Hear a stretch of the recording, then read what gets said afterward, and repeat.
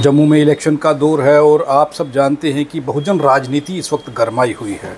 आप ये सब भी जानते हैं कि बाकी सब राजनीतिक पार्टियों का जो ध्यान है वो केंद्रित है बहुजन सीटों पर। उन्हें पता है कि आरक्षित सीटों से जो नुमाइंदे जीत कर के आएंगे, जो कैंडिडेट जीत के आएंगे, उन्हीं के बलबूते सरकार बनेगी। अब आपने एक दौर देखा कि बहुजन समाज पार्टी के 4 विधायक जीते थे। आज वो दौर दोबारा से देखने को मिल रहा है, क्योंकि जिस तरीके से लोगों का बहुजन राजनीति की ओर ध्यान है, लोगों का बीएसपी की ओर ध्यान गया है, वो ये बता रहा है कि इस बार उम्मीद है कि बहुजन उम्मीदवार जीत करके सामने आ सकते हैं। हमारे साथ बद्रीनाथ हैं। एक दौर वो था जो 1996 का दौर था, जब बहुजन समाज पार्टी की एक आंधी चल रही थी। उसके बाद क्या हुआ आप सब जानते हैं, लेकिन अब फिर से वो दौर शुरू हो रहा है, ऐसा लग रहा है। बद्रीनाथ जी, बहुत बहुत स्वागत है हमारे प्रोग्राम में। मैं भी आपका स्वागत करता हूँ। सवाल ये है कि 1996 के दशक में आप वीएसपी के साथ जुड़ते हैं। उस दौर में आपके पार्टी के 4 विधायक भी जीतते हैं, और जब आप इलेक्शन लड़ते हैं, उस समय इलेक्शन जब लड़ने जाते थे या कैंपेनिंग के लिए जाते थे, लोग किस तरीके से आपके साथ जुड़ते थे? क्या वही दौर लग रहा है कि अब शुरू हो रहा है, वैसे ही लोग आ रहे हैं दोबारा वापस? वैसे पहले तो मैं आपका बहुत बहुत शुक्रिया अदा करता हूँ कि आप हमें मौका दे रहे हैं।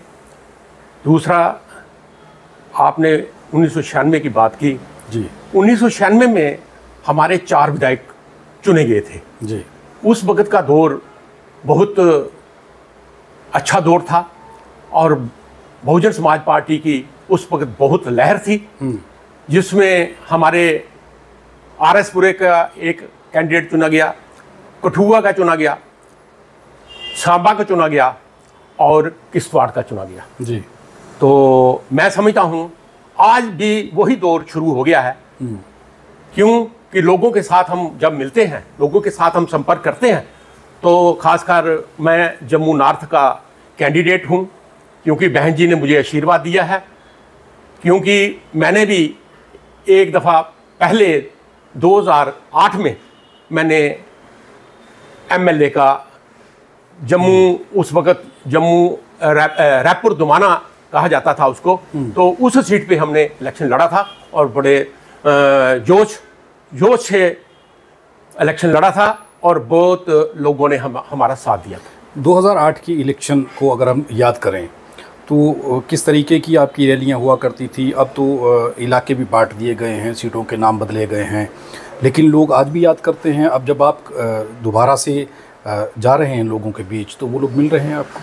बिल्कुल सर, अब हम जैसे जा रहे हैं लोगों में, हर जगह हम जा रहे हैं, हर कम्युनिटी से हम मिल रहे हैं, और हमें तो अब वैसा ही दौर लग रहा है कि वही दौर 2008 वाला है, उससे भी बढ़ के ये दौर हमें लग रहा है। क्योंकि लोगों का रुझान बहुत अच्छा बहुजन समाज पार्टी के साथ दिख रहा है, और मुझे लग रहा है कि अब जो लोग हैं वो पीछे वाली गलती नहीं करेंगे, उससे भी बढ़ चढ़ के ये सीट बहुजन समाज पार्टी की झोली में डालेंगे। एक चीज़ है कि खबर निकल कर के आई है, ये बता रहे थे लोग कि जब आप नॉमिनेशन फॉर्म भरने के लिए गए तो वहाँ पर किसी दूसरी राजनीतिक पार्टी के लोग भी आए थे।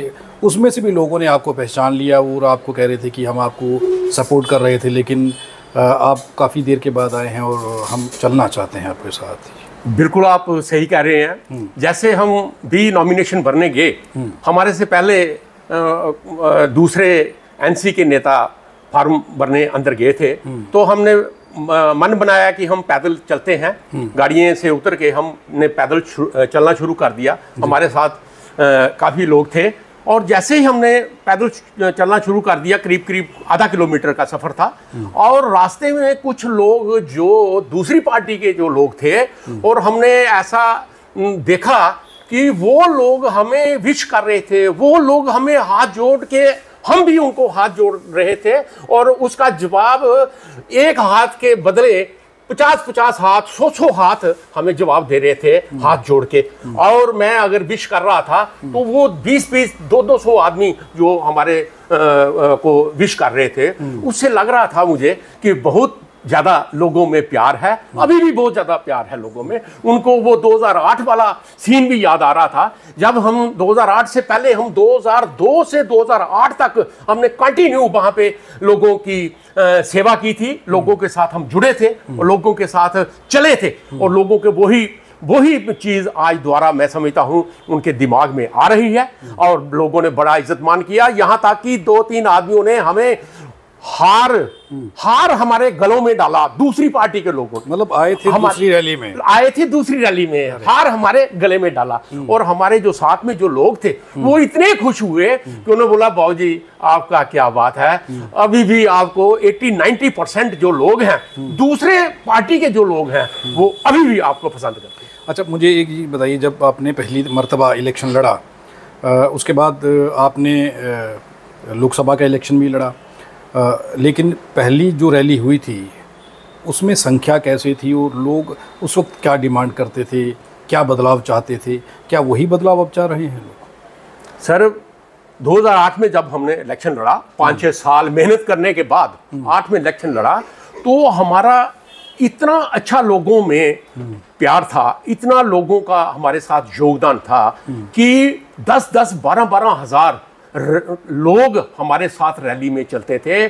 चाहे बहन जी मायावती अगर परेड में आई है तो 14-15 हज़ार लोग हमारे साथ परेड में बहन जी की रैली में शामिल हुए।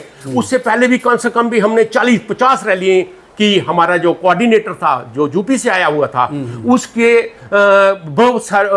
उसके टाइम में हमने बहुत सारी रैलियां कराई, और कोई ऐसी रैली नहीं थी जो कम से कम भी 10-10, 12-12 हज़ार से कम रैली हुआ करती थी। और हमारी बदकिस्मती है, वहाँ पे हम लास्ट 1 महीना जो था उसको हम कंट्रोल नहीं कर पाए, और कुछ लोगों ने गलत तरीके से करके, तो मतलब उसकी वजह से हम सीट नहीं जीत पाए। फिर भी लोग बहुत पसंद करते थे।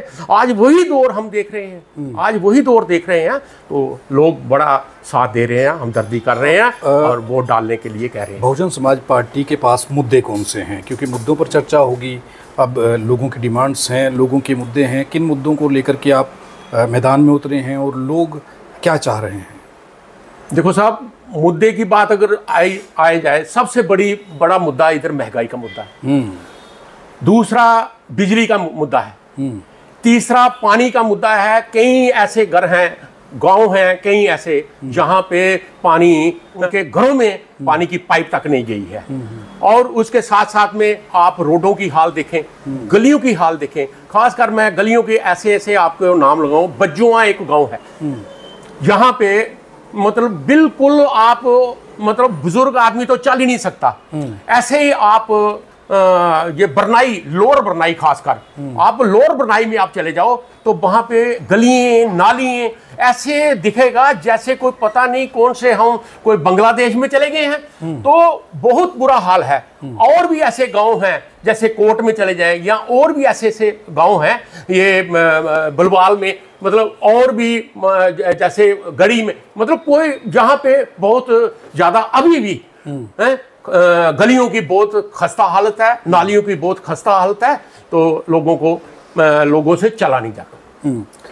जम्मू नॉर्थ का इलाका आपके पास है, उस इलाके में अभी भी कई ऐसे कैंडिडेट या उम्मीदवार उतरे हैं जो शायद कभी वहाँ पे नहीं गए, गांव के नाम नहीं मालूम हैं। आपने 5-10 नाम गिनवा दिए, अभी उन लोगों को मेरे ख्याल से ये नाम भी पता नहीं होंगे।